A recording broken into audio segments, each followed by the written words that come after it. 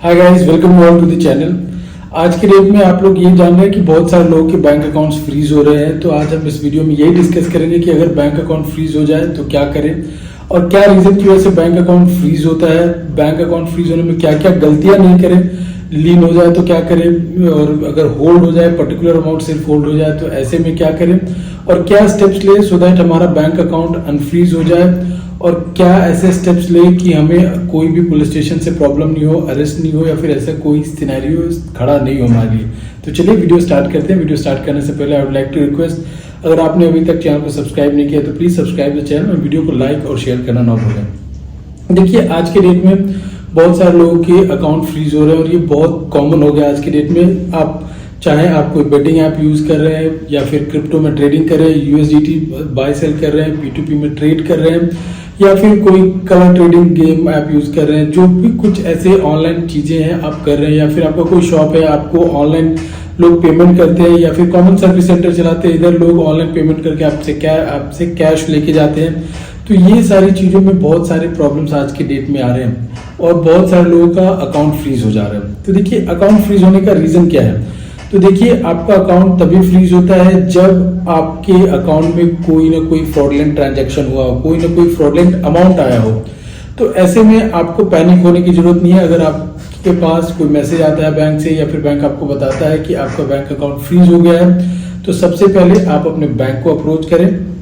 और उनके पास सारे डिटेल्स होते हैं, सारा डिटेल्स उनसे कलेक्ट करें, जैसे कि ऑफिसर का नाम, उनका डिजिग्नेशन, उनका ईमेल एड्रेस, उनका मोबाइल नंबर, किस ट्रांजैक्शन की वजह से आपका अकाउंट फ्रीज हुआ है, ये सारे रीजंस कलेक्ट करें आप उनसे। अगर उधर से नहीं हो पाता है तो आप नियरेस्ट साइबर सेल में जाके ये डिमांड कर सकते हैं या फिर उनसे रिक्वेस्ट कर सकते हैं कि हम मेरा अकाउंट फ्रीज हुआ, उन्हें अकाउंट नंबर देंगे तो दे कैन चेक, या फिर आप 1930 पे कॉल करके भी पूछ सकते हैं, उनसे डिटेल्स ले सकते हैं। तो अगर एक बार डिटेल्स आपके पास मिल जाए तो उसके बाद नेक्स्ट स्टेप क्या है। तो देखिए, उसके बाद आपको कंसर्न साइबर सेल को अप्रोच करना है। कंसर्न साइबर सेल के जो ऑफिसर है उन्हें अप्रोच करना है और उन्हें सारी डिटेल्स बताने हैं, इधर फोन कॉल के थ्रू, या फिर आप उन्हें ईमेल कर सकते हैं सारी डिटेल्स। आपका बैंक अकाउंट इस दिन फ्रीज हुआ, ये ट्रांजैक्शन की वजह से फ्रीज हुआ, और जो आपके अकाउंट में अमाउंट आया है, सपोज आप बाइनेंस के थ्रू P2P कर रहे हैं, या फिर किसी भी रीजन से आपके अकाउंट में जो अमाउंट आया है उसका प्रूफ है आपके पास, तो आप वो प्रूफ अटैच करें, अपना पैन, आधार, बैंक स्टेटमेंट, ट्रांजैक्शन डिटेल्स, ये सारी चीजें अटैच करके उन्हें मेल कर दें। नेक्स्ट आप ये भी करें कि आप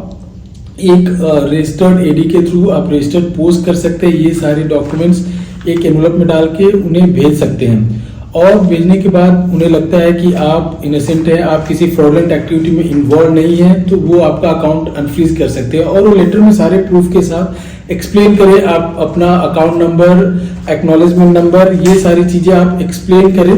उनके साथ कि आप किसी भी फ्रॉडलेंट एक्टिविटी में इन्वॉल्व नहीं है, और आपका अकाउंट में कुछ अमाउंट आए थे, फ्रॉडलेंट अमाउंट, जिसकी वजह से आपका अकाउंट फ्रीज कर दिया गया है। और ऐसे में देखिए, वो जो आपके अकाउंट में फ्रॉडलेंट अमाउंट जो एक पर्टिकुलर आया है, वो लीन लगा के रेस्ट आपका अकाउंट रिलीज कर सकते हैं। ये सारी चीजें होने के बाद आपका अकाउंट अनफ्रीज हो जाता है। अगर ऐसे में भी नहीं होता तो आप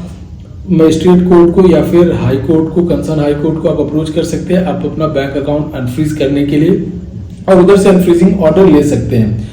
और देखिए, ये तो हुआ अनफ्रीजिंग का प्रोसेस। सपोज आपके पास कोई 41A CRPC का नोटिस आता है, या फिर अभी नए एक्ट के प्रोविजन में 41 में आपके पास कोई नोटिस आता है कंसर्न जो साइबर सेल है उधर अपीयर होने के लिए, तो आप रिसेंटली कुछ हुआ ये कि 41A CRPC का नोटिस आया था और पर्सन ने कंप्लाई नहीं किया, जिसकी वजह से पुलिस उसे अरेस्ट कर लेती है। तो ऐसे में आपको ये ध्यान देना कि अगर आपके पास 41A या अब नए एक्ट के अंदर में, भारतीय न्याय संहिता के अंदर में 41A में अगर कोई नोटिस आता है साइबर सेल से आपके अपीयरेंस के लिए, तो आप ये ट्राई करें कि एटलीस्ट अपीयर नहीं हो पाते हैं तो उन्हें सारा डिटेल्स आप मेल कर दें,